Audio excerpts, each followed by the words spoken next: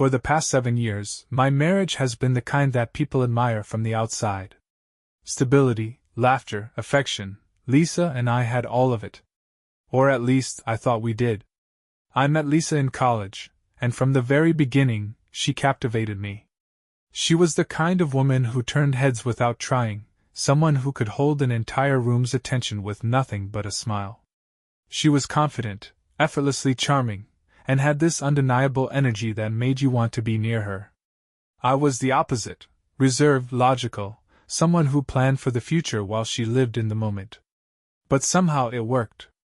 After 3 years of dating, we got married in a small ceremony with close friends and family. Life felt perfect. I had a stable job in finance, which allowed us to buy a modest but beautiful house in a quiet neighborhood. Lisa worked as a freelance designer, her career more of a passion than a necessity, and I fully supported it. I wanted her to have the freedom to do what she loved while I took care of everything else. That was my role, the provider, the steady hand in our relationship. Lisa always had a spark in her, an adventurous side that I admired. While I liked routine, she was always chasing something new, some creative endeavor, some experience she wanted to try. And I never held her back. If anything, I encouraged it. I believed that a strong marriage was built on trust and freedom. She had her world, and I had mine, but we always came back to each other at the end of the day. Looking back, I realized now how blind I was. The signs had been there, small and insignificant at first. A delayed response to a text. A sudden need to go out more often. Little things that I ignored because I trusted her. Lisa was my best friend, my partner in everything. The idea that she could betray me never once crossed my mind. But life has a cruel way of teaching lessons you never asked for. The beginning of the end started with a favor. A simple request that, at the time, seemed harmless. Lisa and I were sitting in the living room one evening, the soft hum of the television filling the space between us. She was fidgeting, playing with the sleeves of her sweater, something she did when she was nervous. I should have paid more attention to that. She told me about Daniel, an old friend from her college days who had just moved back to the country after years of living in Europe. He was looking for a place to stay while he got settled, and she had already offered our guest room. She framed it as a temporary arrangement, 2 weeks, maybe a month at most. "It's just until he finds something permanent," she said, her voice casual, as if it were no big deal. I wasn't thrilled about the idea of having another man in our home, but I didn't see a reason to object. Lisa had always been kind, the type to go out of her way to help people. And I trusted her. Completely. So I agreed. After all, what was a few weeks? But looking back, I wonder if she had planned it all along. If she had already known what would happen before Daniel even stepped foot into our house. If I had known then what I know now, I would have said no. I would have told her that a married woman had no business inviting another man to live under the same roof as her husband.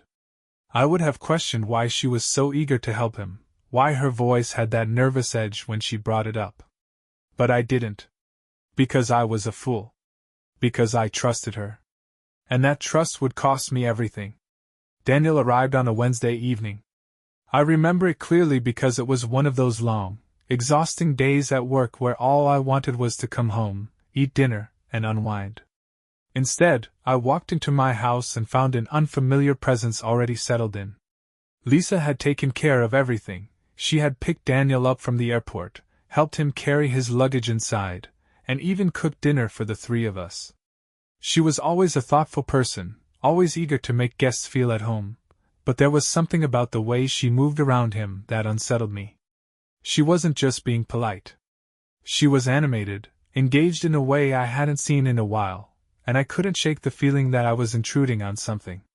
Daniel was the kind of man who commanded attention without trying. He was taller than me, lean but fit, with sharp features and a slight accent that came from years of living abroad. He spoke confidently, effortlessly slipping into conversation like he had always been part of our lives. Lisa, of course, hung on to every word. She laughed too easily, touched his arm too often, and gave him those small, lingering glances that I recognized from when we first started dating. At the time, I told myself it was nothing. Nostalgia, perhaps. They had known each other for years, after all, and Lisa had always been warm and affectionate. But there was a small, nagging feeling in the back of my mind that I couldn't ignore. The first few days were uneventful. Daniel was a good guest, respectful, appreciative, and occupied with finding an apartment and job. He never overstayed his welcome in any one space, never did anything that I could point to as inappropriate. And yet something about his presence unsettled me. Lisa started dressing differently, swapping her usual oversized sweaters and leggings for fitted tops and dresses, even when she wasn't leaving the house. She became more distant with me, distracted when I spoke, her mind seemingly elsewhere. And then there were the late nights. Lisa had always been a night owl, but now she stayed up even later than usual, long after I had gone to bed. I would wake up in the middle of the night, and find the other side of the bed cold, hear the faint hum of voices coming from the living room. One night, curiosity got the better of me. I woke up around midnight, and realized Lisa still wasn't in bed. At first, I assumed she had fallen asleep on the couch, something she did often when she got too caught up in a Netflix binge. But when I stepped into the living room, I saw her sitting with Daniel, their heads close together, whispering about something I couldn't hear. They weren't touching, but the space between them was too small, the air between them charged with something I couldn't define. As soon as I entered the room, Lisa straightened up, brushing her hair behind her ear, a nervous habit of hers. She gave me a forced smile, her voice a little too casual when she said, "Hey babe, we were just talking." Daniel turned to look at me, his expression unreadable, his body language relaxed, as if he had nothing to hide. Just talking. It was an innocent enough explanation. And yet something about the scene made my stomach tighten. Maybe it was the way Lisa had tensed up when she noticed me. Maybe it was the way Daniel met my gaze, too calm, too composed. Maybe it was just instinct. But standing there in the dim glow of the television, I felt something shift inside me. A quiet, lingering doubt, a seed of suspicion that would only grow with time. I wanted to ignore it, to tell myself I was imagining things, that my wife was exactly who I thought she was. But deep down, I already knew the truth. I just wasn't ready to admit it yet. Suspicion has a way of creeping into your mind, twisting everything you see until you don't know what's real anymore. After that night in the living room, I tried to push the doubt aside, telling myself that Lisa would never betray me, that Daniel was just a friend, that I was overreacting. But once the thought had settled in my mind, I couldn't shake it. I started noticing more things, little details that might have meant nothing on their own but together painted a picture I didn't want to see. Lisa had always been affectionate, but she had stopped reaching for me in the small ways that once felt natural. No absent-minded touches when she walked past me, no lingering kisses before bed. When I wrapped my arms around her, she stiffened slightly before relaxing, as if forcing herself to remember that she was my wife. The change wasn't just in how she acted around me. It was in how she acted around him. At first, it was subtle, laughing too much at his jokes, leaning in too closely when they spoke. Then, it became more blatant. They had inside jokes now, references to things I wasn't a part of, things they had talked about when I wasn't around. When I walked into a room, conversation stopped. When I sat beside Lisa on the couch, she would shift slightly, as if she had just been too close to him and needed to put distance between them before I noticed. But I did notice. I noticed everything. Lisa started going out more often, using excuses that didn't quite add up.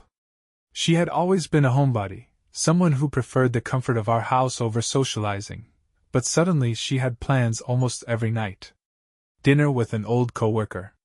A quick drink with a friend she hadn't seen in a while. An impromptu late-night grocery run, even though we didn't need anything. And Daniel?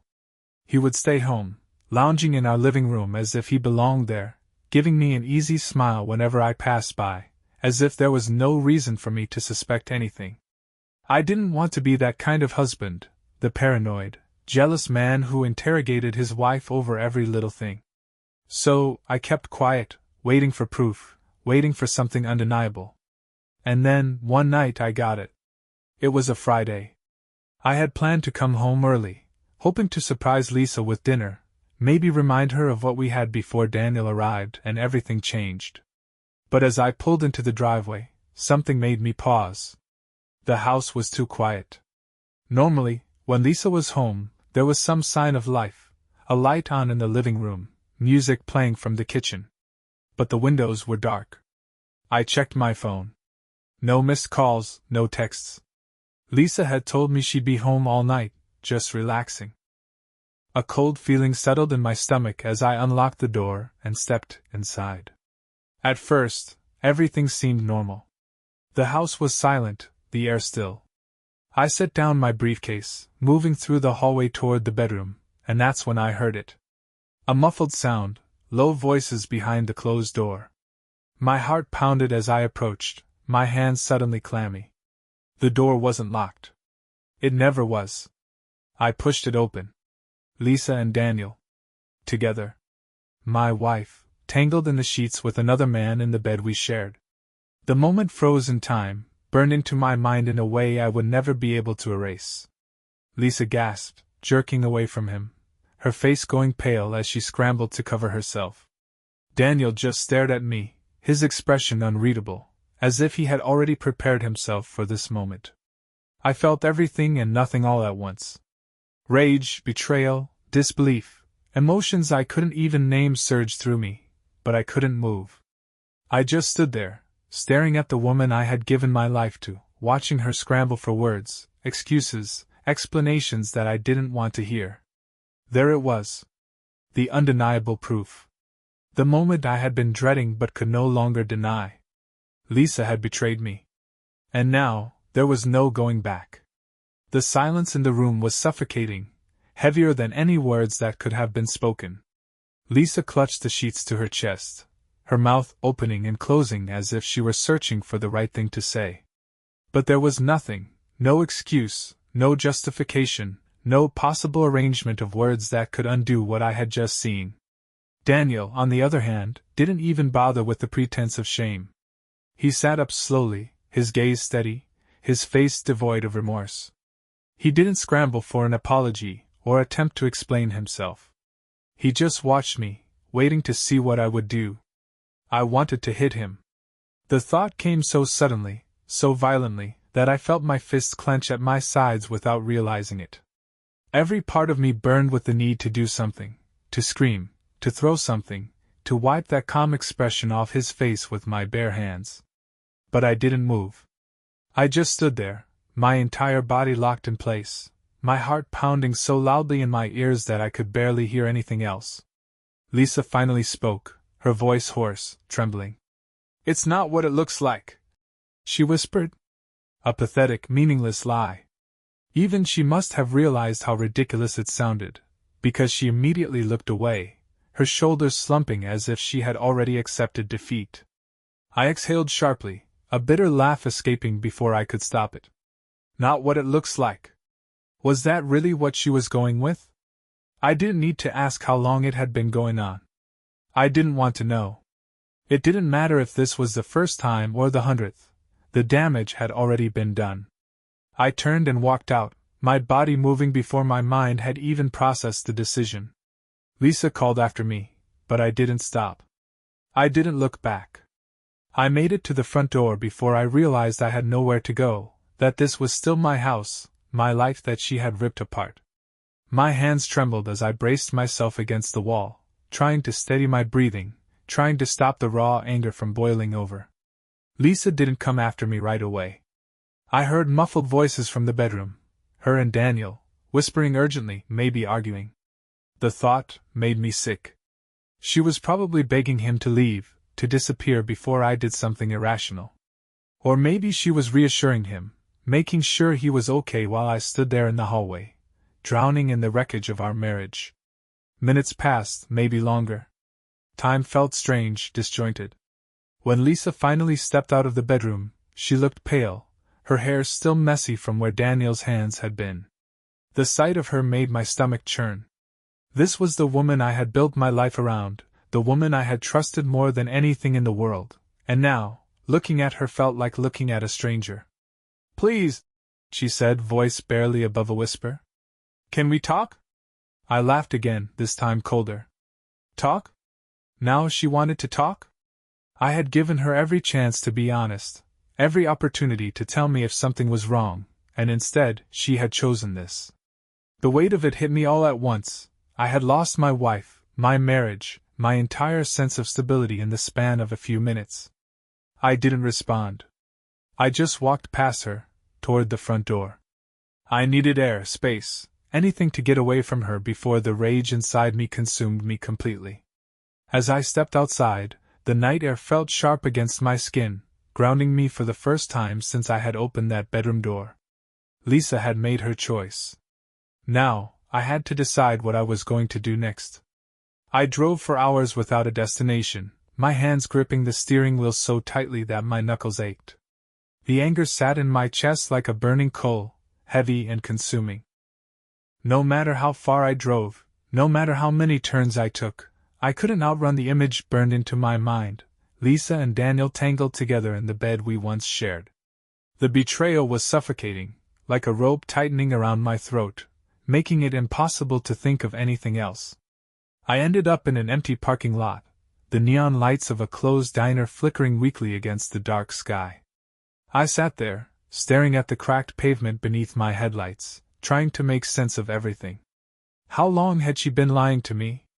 How many nights had she waited for me to leave, knowing that the moment I was gone, he would be in my house, touching my wife? Had she ever thought about me while it was happening? Had she felt even a sliver of guilt as she undressed for him? I slammed my fist against the dashboard, the sharp pain shooting up my arm, but it didn't dull the rage clawing at my insides. I wanted to destroy something. I wanted to go back to that house and rip Daniel apart with my bare hands, to scream in Lisa's face and demand to know why. But I already knew there was no answer she could give me that would make this better. No justification, no excuse. The woman I had loved, the woman I had built my life around, had betrayed me in the worst possible way. And the worst part? She had done it right in front of me, in our home, as if I was too much of a fool to ever find out. Eventually, exhaustion settled over me like a heavy weight. I couldn't sit in that car forever. I needed to face her. Not because I wanted to hear whatever pathetic lies she had prepared, but because this was my house, my life, and I refused to let them take that from me too. By the time I pulled into the driveway, the house was dark. For a moment, I wondered if Lisa had left, if she had gone to Daniel's place, or if she was hiding, too afraid to face me. I stepped inside, half expecting to find her waiting by the door, ready to launch into some teary apology, but the house was silent. I moved through the hallway with slow, deliberate steps, listening for any sound, any sign of movement. The bedroom door was slightly open. I pushed it, my eyes adjusting to the dim glow of the bedside lamp. Lisa was sitting on the edge of the bed, still in her robe, her arms wrapped around herself. She looked up when she saw me, her face streaked with dried tears. "You left," she whispered, as if it was me who had abandoned her. I didn't respond. I just stood there, staring at the woman I no longer recognized. "I was scared you wouldn't come back," she continued, her voice small, weak. A bitter laugh escaped me. "You're scared?" The words tasted foul in my mouth. "I walked in on my wife with another man in our bed, and you're the one who's scared?" She flinched but didn't argue. I took a slow step forward, my entire body trembling with restrained fury. "How long?" I asked, my voice cold. Lisa dropped her gaze. "I don't know." "Bullshit." She swallowed hard, her fingers digging into her arms. "A few weeks." I clenched my jaw. I had suspected it, but hearing it confirmed felt like a punch to the gut. "So what was I? A backup plan? Some idiot to fall back on while you screwed him under my roof?" "No!" Her head shot up, desperation in her eyes. "It wasn't like that." "Then what was it like, Lisa? Explain it to me. Tell me how you went from being my wife to screwing another man in our bed while I was at work." Tears welled up in her eyes again, but I felt nothing. No pity, no sadness. Just cold, consuming hatred. I didn't mean for it to happen, she whispered. I stared at her, disgust curling in my stomach. You didn't mean to spread your legs for him? She gasped, her face crumpling, but I didn't care. Whatever pain she was feeling right now, it was nothing compared to the hell she had put me through. I turned away, my hands curling into fists. I had spent years of my life loving this woman, protecting her, building a future with her. And she had thrown it all away for what? A few weeks of excitement? A man who would never love her the way I had. I took a deep breath, forcing myself to stay in control. This wasn't over. Not by a long shot. Lisa thought she had won, that she could cry her way out of this, but she had no idea what was coming next. This wasn't just about betrayal anymore. It was about consequences. And I was about to make sure she paid for every single one. I barely slept that night. I lay awake in the dark, staring at the ceiling while Lisa sobbed quietly on the other side of the bed. She didn't try to touch me, didn't reach for me the way she used to when we fought. Maybe she already knew it was pointless. Maybe she sensed that something inside me had snapped, that the man who had spent 7 years loving her was gone. I wasn't going to scream or break things like some betrayed fool in a bad movie. No, I was going to be smart. Calculated. If Lisa thought she could crawl back from this, if she believed that her tears and empty apologies would somehow fix what she had done, she was in for a brutal awakening. By morning I had a plan. I got up early, leaving Lisa curled in the bed we no longer shared. I made coffee, sat at the kitchen table, and pulled out my laptop. My hands were steady as I navigated through files, accessing the security cameras I had installed in the house months ago. I had set them up for security reasons, or at least, that's what I had told myself at the time. But now, they served a different purpose. The footage confirmed everything I already knew. Lisa and Daniel had been screwing around behind my back for weeks. They weren't even careful. They laughed together in my kitchen, whispered to each other when they thought I wasn't home, and when the moment was right, they disappeared into the bedroom. I sat there, watching my wife, the woman I had given everything to, betray me in high definition. There was no hesitation in her movements, no guilt in her touch. She wanted him. She had wanted him for a long time. And the worst part? She had never planned on stopping. I copied the footage to a hard drive, labeling each file with a cold, detached precision. This wasn't just about confronting Lisa anymore. This was about dismantling her, stripping her down to nothing the way she had done to me. Lisa came into the kitchen a little while later, moving slowly, cautiously, like she wasn't sure if she was allowed to speak. Her eyes were red, her face pale. She looked fragile. Small. "Morning," she said softly. I didn't respond. I just sipped my coffee and stared at her. She swallowed, shifting awkwardly. Can we talk?" I smiled then. A slow, cruel smile that I knew unsettled her. She was expecting anger, yelling, maybe even some pathetic attempt at working things out. But I wasn't going to give her any of that. "Of course," I said, leaning back in my chair. "Let's talk."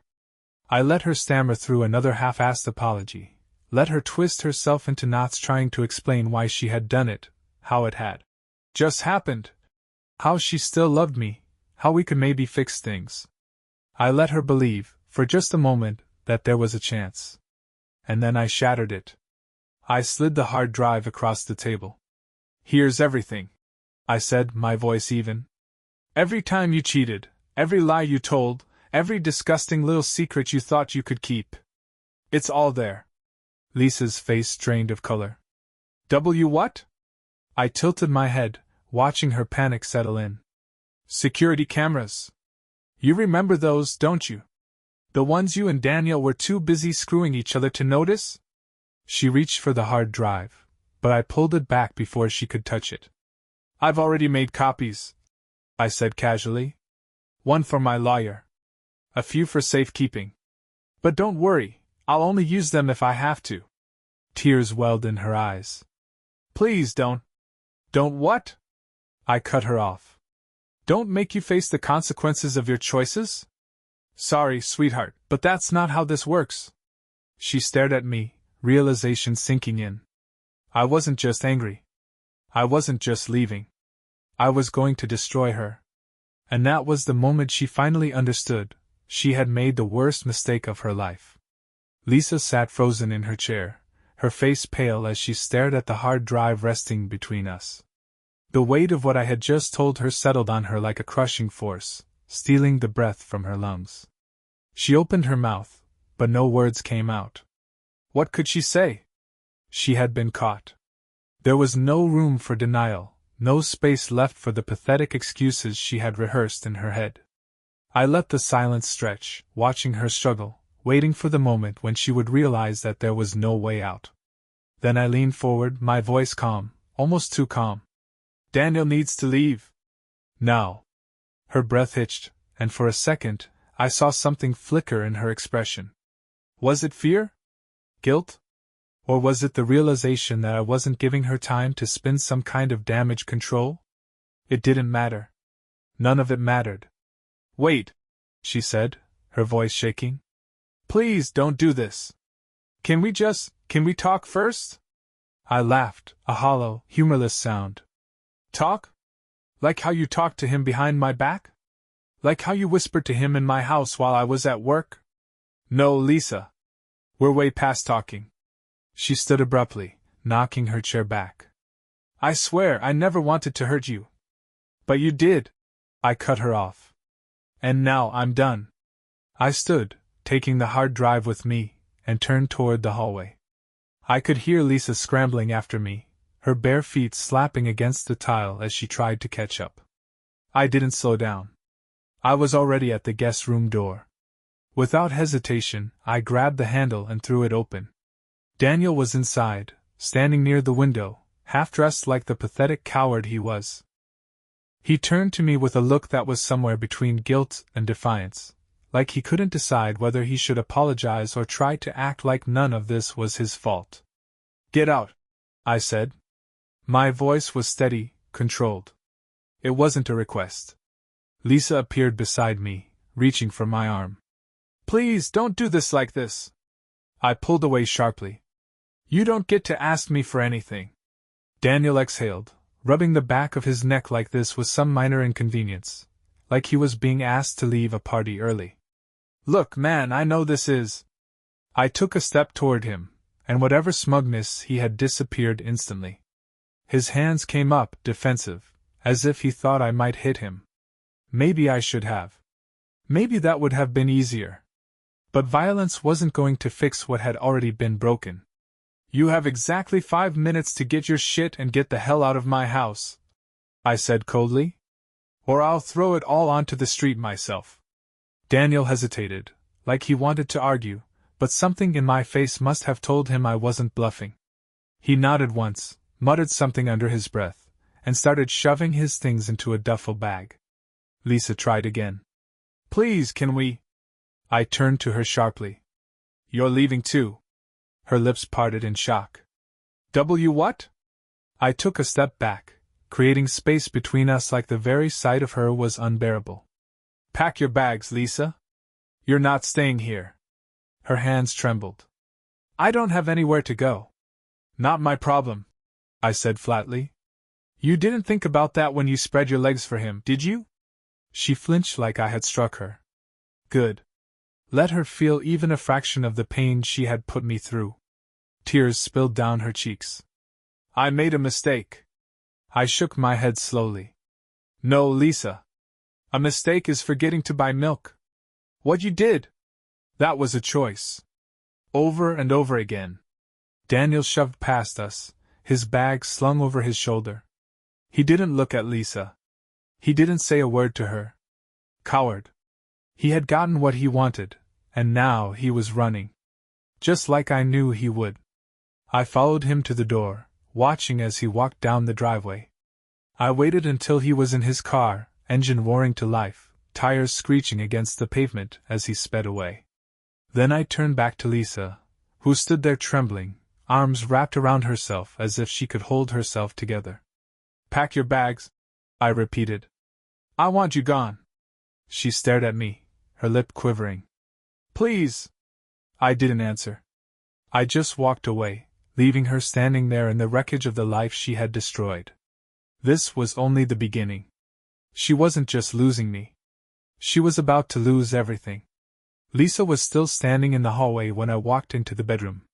She didn't move, didn't speak. Maybe she thought if she stayed still long enough, I would change my mind, that the weight of our history together would be enough to make me reconsider. But she was wrong. I threw open the closet doors, grabbed one of our suitcases, and tossed it onto the bed. Pack, I said without looking at her. She didn't move. Where am I supposed to go? I turned, leveling her with a look so cold it made her flinch. That's not my problem. She let out a soft, broken sound. Please don't do this. Don't do what, Lisa? I snapped. Don't throw you out? Don't treat you like the lying, cheating woman you are? Because that's what you are, Lisa.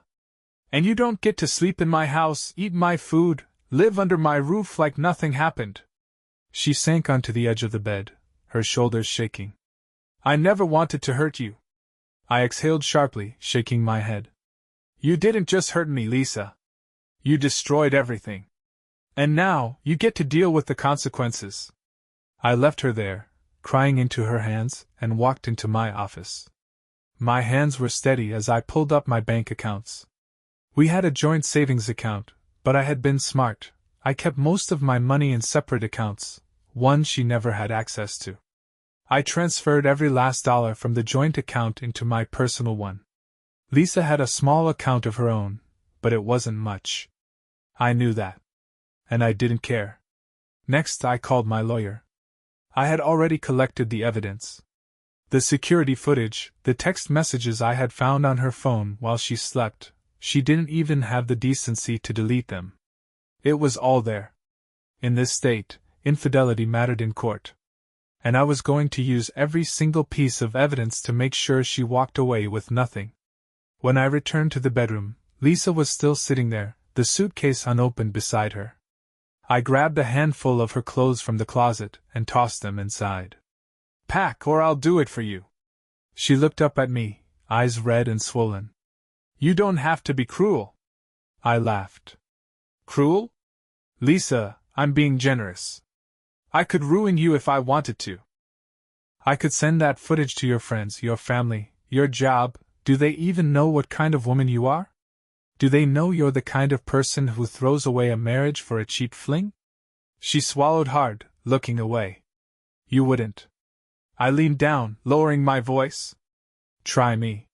She started packing then, hands trembling as she folded clothes and stuffed them into the suitcase. I watched her, arms crossed, making sure she didn't take anything that belonged to me. She didn't deserve to take a single thing from this house. By the time she finished, the silence between us had stretched into something unbearable. She zipped the suitcase closed, her fingers lingering on the fabric like she couldn't believe this was real. Then, slowly, she looked up at me. Is this really it? I tilted my head. What did you think was going to happen, Lisa? That I would just forgive you? That we could pretend like this never happened? Her lip trembled. I thought maybe you would still love me. A bitter laugh escaped me. Love you? I took a step back, shaking my head. I don't even know who you are anymore. Her face crumpled, but I didn't feel anything for her anymore.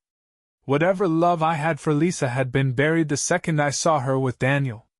I grabbed the suitcase and hauled it toward the front door. She followed me silently, shoulders hunched, as if she was shrinking under the weight of her own shame.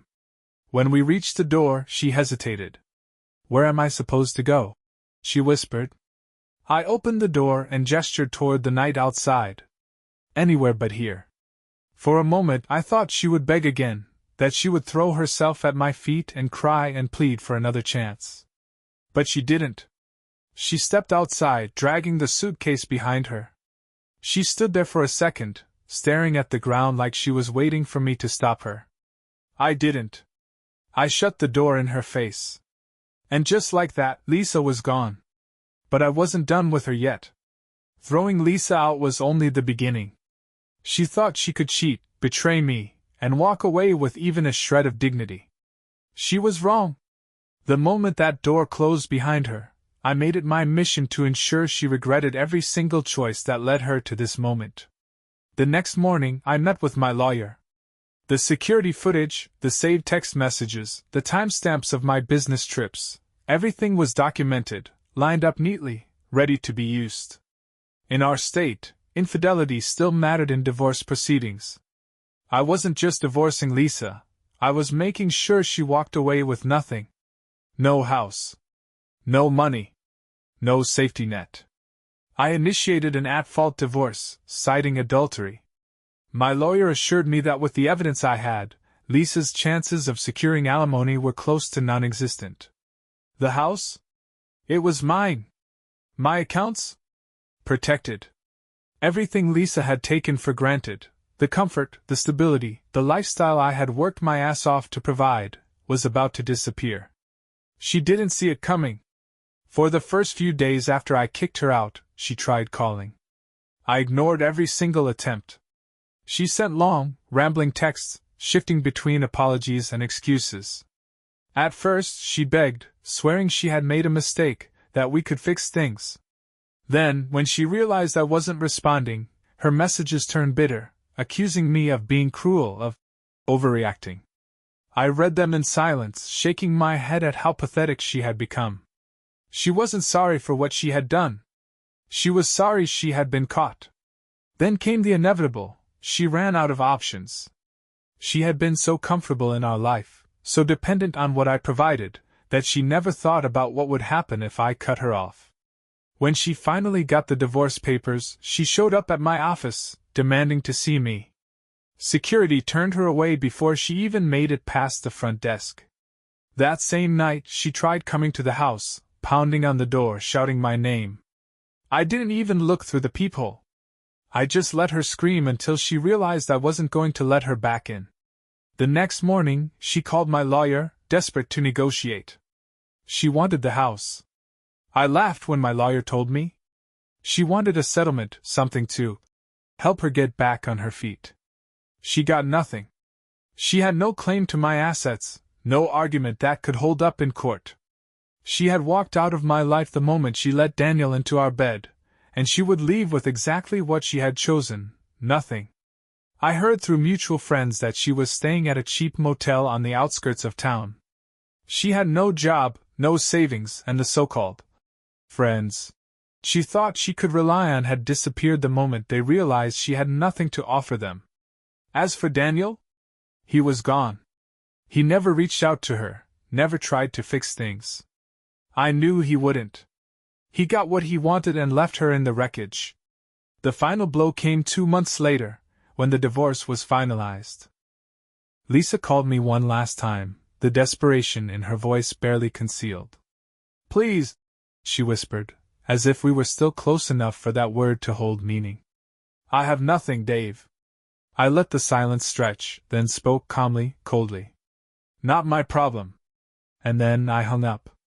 Lisa was out of my life. Out of my house. Out of my future. And I had never felt more free. The day the divorce was finalized, I felt nothing but relief. No sadness, no regret, just the weight of a toxic presence finally being lifted from my life. Lisa was no longer my wife. No longer my problem. She had chosen her path, and I had made sure she faced every single consequence that came with it. In the weeks that followed, I rebuilt my life, piece by piece. I changed the locks, repainted the walls, got rid of every single thing that reminded me of her. The bed she had defiled with Daniel? Gone. The photos of us smiling like fools in happier times? Shredded. It was as if she had never been here, never been part of my life at all. And for the first time in years, I felt at peace. Lisa, on the other hand, wasn't doing so well. Word got around fast. The once vibrant, confident woman who had laughed so freely in my home was now a ghost of herself. She had no job, no home, no money, and no support system. Daniel had moved on without a second thought, proving that all she had been to him was a temporary thrill. The friends she once relied on had disappeared the moment she had nothing to offer them. She was truly, completely alone. I heard through mutual acquaintances that she was living in a cramped studio apartment on the rough side of town, scraping by on whatever freelance work she could find. She had gone from designer handbags and weekend getaways to budgeting for groceries and skipping rent payments. The woman who had once taken everything I provided for granted now had nothing. And the best part? She had done it to herself. One day, months after everything had settled, I ran into her by chance at a coffee shop. She looked exhausted, worn down by the life she had chosen. Her hair was dull, her clothes unremarkable. The vibrant, confident Lisa I had once known was gone. She looked at me with wide, pleading eyes, as if hoping I would say something, offer some kind of kindness, some lifeline to pull her out of the misery she had created. I simply nodded in acknowledgement, and walked past her without a word. That was the last time I ever saw her. My life only improved after that. I focused on myself, on my career, on the things that truly mattered. I traveled, I reconnected with old friends, I allowed myself to enjoy life again. And eventually, I met someone new. Someone who valued loyalty, who treated me with the respect I had always deserved. It wasn't rushed. I took my time. But when I was finally ready, I allowed myself to love again. Lisa? She faded into obscurity, just another person I used to know. She had gambled everything on a fleeting affair, thinking the grass was greener on the other side. She had lost. And I had won.